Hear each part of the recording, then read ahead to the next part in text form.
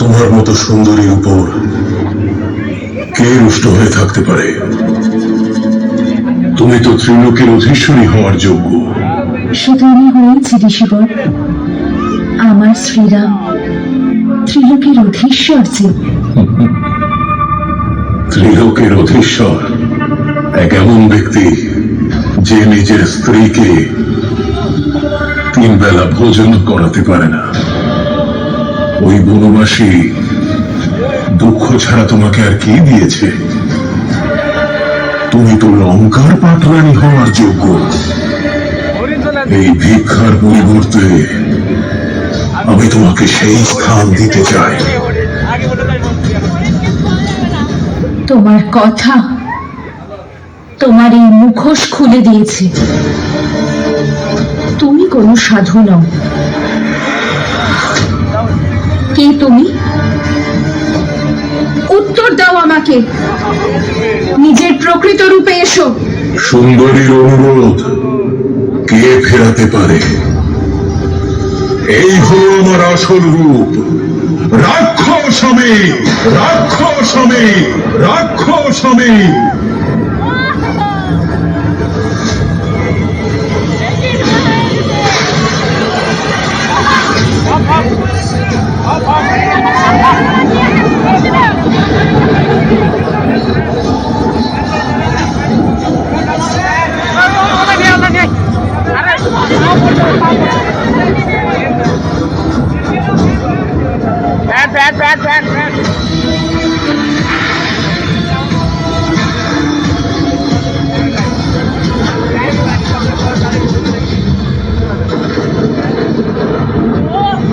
রাবণ সাধুর রূপ ধারণ করে এত বড় ছলনা!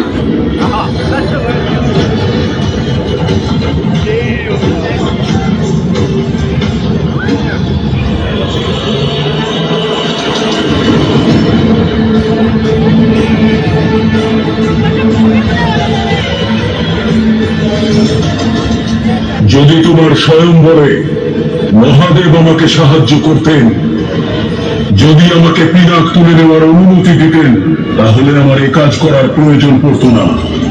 আজ থেকে 13 বছর পূর্বেই তুমি লঙ্কার পাটরানী হতে। তবে চিন্তা করো না, তোমার দুঃখ দূর করতে আমি চলে এসেছি। চুপ করো পাপী! কয়েক মুহূর্তের জন্য হলেও সাধুর বেশে ছিলে। তার সম্মান রেখে তোমাকে একটা সুযোগ দিচ্ছি। আমার শ্রী রাম ফিরে আসার আগে চলে যাও, না হলে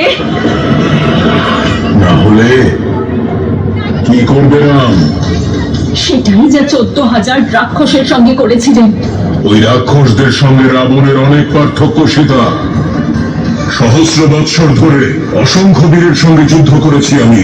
যদি তোমার রাম বীর হয়, বীরের মতো মৃত্যু লাভ করবে, নয়তো রাবণের হাতে এক নিরীহ বালকের হত্যা হবে। তবে যেটাই হোক না কেন, সীতা কেবল রাবণের, আর কারণ নয়। তুমি তো এক রাক্ষস, পাপ আর অহংকারে পূর্ণ।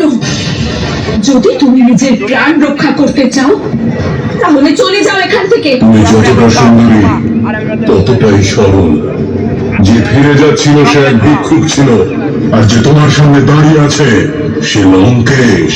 এই সংসারের সকল সুন্দর বস্তুর ওপর তার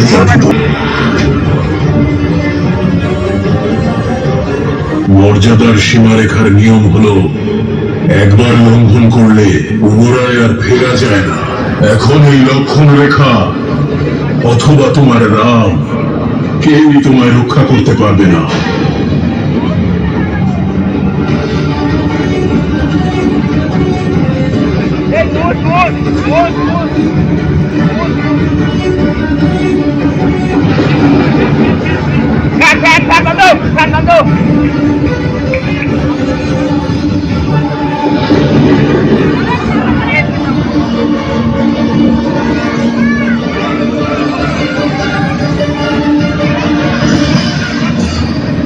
এই দুঃসাহসের পরিণাম ভয়ঙ্কর হবে রাবণ।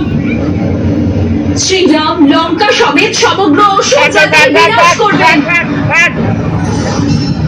লঙ্কার পতন ঘটাবে এত শক্তি কারোর নেই, না ব্রহ্মার, না সরস্বতী, না লক্ষ্মীর, না নারায়ণের, না দেবতা, না অসুর, না রাক্ষস, না যক্ষ, না গন্ধর্ব, না কিন্নর, না পশু, না পক্ষী, না নাগ, না কীট, না ভূত, না পিশাচ, না বেতাল, কেউ আমাকে বধ করতে পারবে না।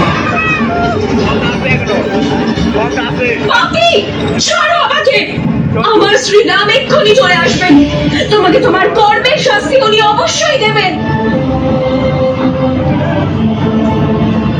শনি আর যমকে শাস্তি দিয়েছিল যে রাবণ তাকে এক দুর্লভ শাস্তি দেবে। যখন তোমার রাম আসবে তখন দেখা যাবে। তবে এখন হরণ হবে সীতার।